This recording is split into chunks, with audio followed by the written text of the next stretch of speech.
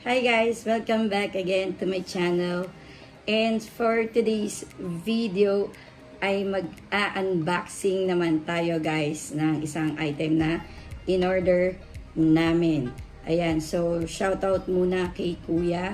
Ayan, dahil napakabilis ng kanyang pagdi-deliver ng item na ito. So ito guys ay ang Anbernic RG35XX.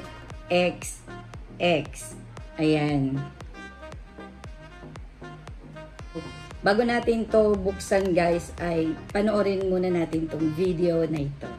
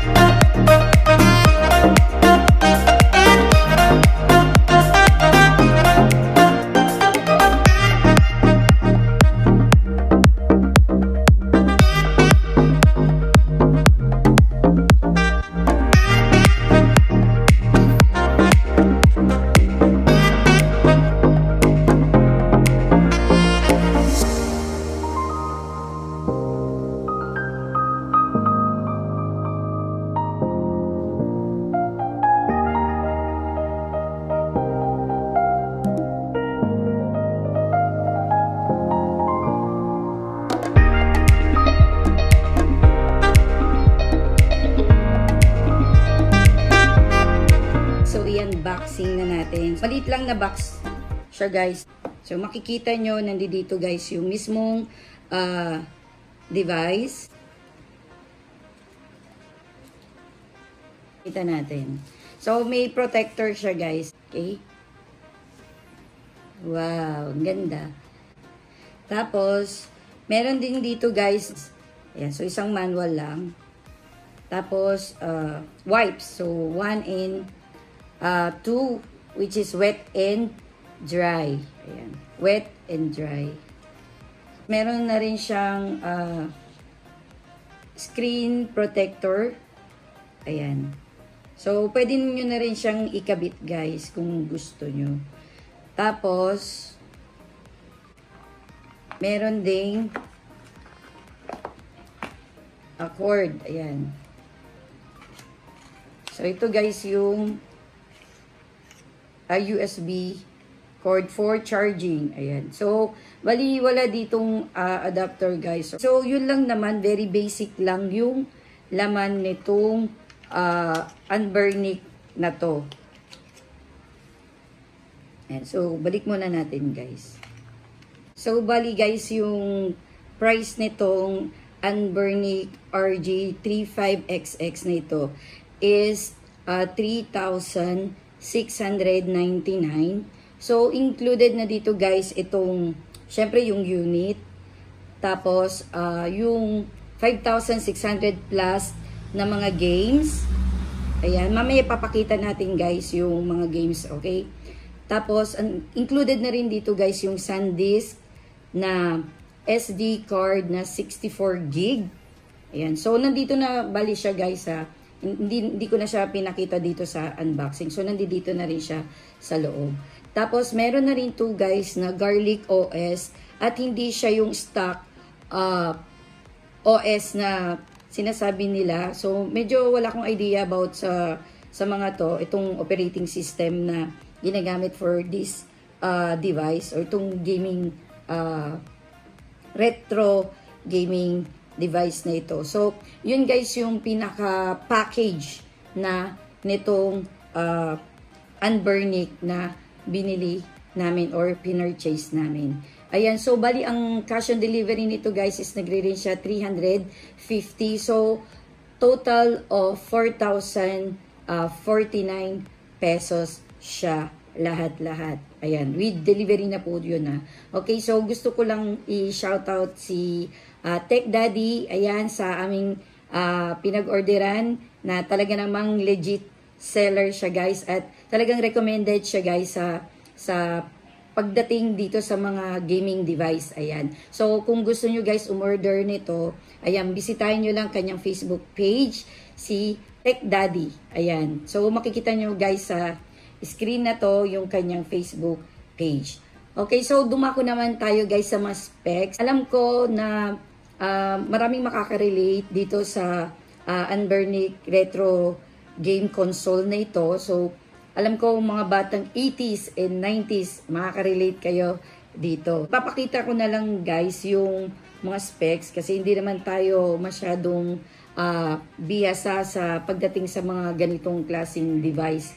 Lalo na ako guys, syempre, mami ako. Ayan, although alam ko naman yung mga ibang game noong kabataan natin, ayan, sa mga batang 80s or 90s, ayan. So, alam ko lang dyan, yung mga family computer, ganon, mga Game Boy. Ayan, so, dito guys yung mga specs niya. Basahin nyo na lang siya guys.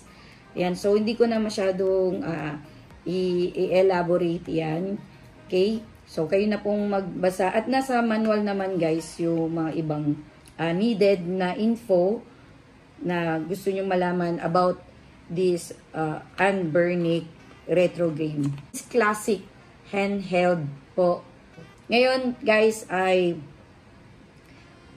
i-test na natin. Ito guys ang itsura niya. So maraming choices naman guys. So merong 3 kulay ito guys. Meron tayong violet. So ito yung pinili ng asawa ko kasi para sa akin daw. Ayun, violet tapos gray and white. So itong ano lang guys, itong covering yan. Ayan. Ayan. So ito yung pinili niya. Oh, di ba maganda? Ayan, pambabae actually. Kung may anak kayo, ayan, maganda naman tong kulay violet. Pwede naman yung white or gray, pero mas pinili na lang niya yung violet. Tumako na tayo dito guys sa mga parts niya. Ayan, basic lang naman ang alam ko. Syempre, hindi naman tayo gamer or hindi naman ako din madalas naglalaro nito nung kabataan ko. Basic lang guys. So, dito guys yung direction. Ayan, so up, down, and left and right. Tapos, itong mga buttons na to guys. Ayan. So, alam ko kabisado nyo na. Ayan, pag sa mga Game Boy, alam na natin yung mga function na yan. Guys, yung select, then start. Ayan. Sa gilid, nandito yung may button din dito guys sa gilid. Ayan. Okay, so ito guys yung power switch niya. Ayan, so ayan na yung tsura niya guys. Diba? Ang saya. So dito naman guys yung volume up and volume down. So plus and minus. So yan lang naman siya. So itong part na to guys ay hindi ko masyadong kabisado dahil sabi ko nga hindi naman po tayo gamer. Pero alam ko may mga function po ito sa mga console na lalaruin natin dito sa device na ito guys, sa Anbernic na ito. So ito na ang itsura niya guys pag in-on.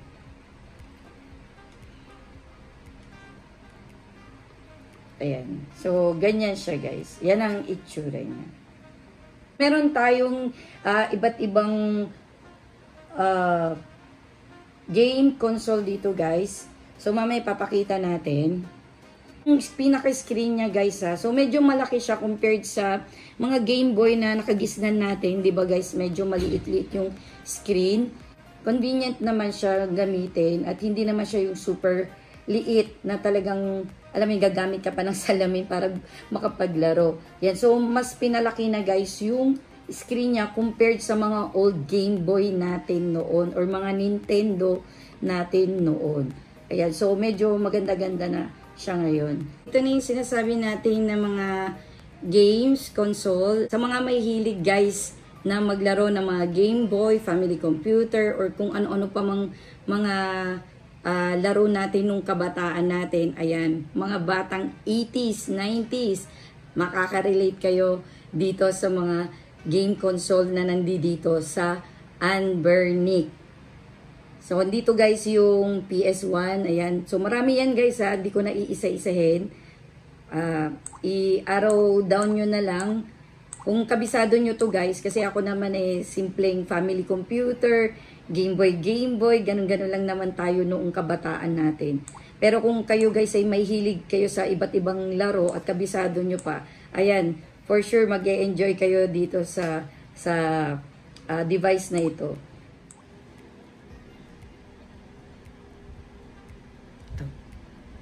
Ito ba? Ayan. So, ito yung pinili ko guys kasi ito lang naman yung kabisado ko. So, NES. Bahala na kayo guys ha kung saan gamay yung mga ano nyo. Kung saan kayo masyadong naglalaro no.